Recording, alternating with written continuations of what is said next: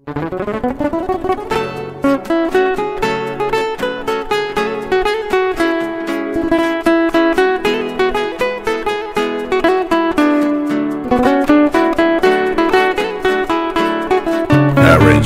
and vocal by ایمان غلامی.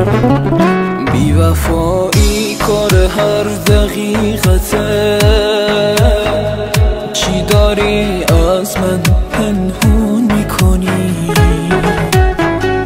من که میدونم منو دوست نداری، چرا دوست داری با هم بازی کنی؟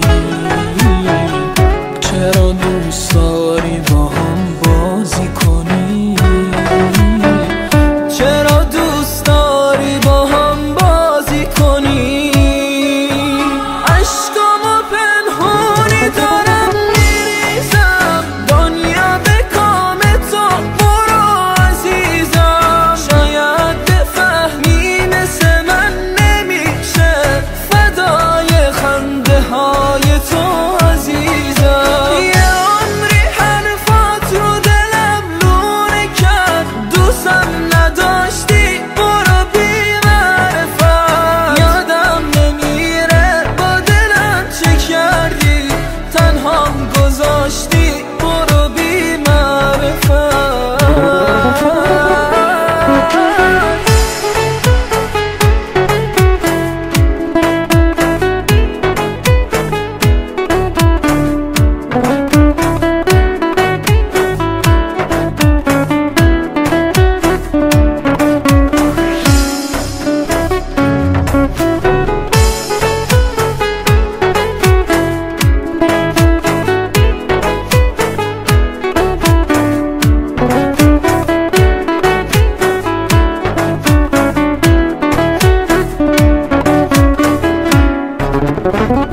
بی وفایی کار هر دقیقته،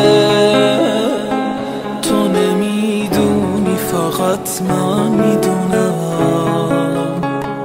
تو به هم میخندی و من میشینم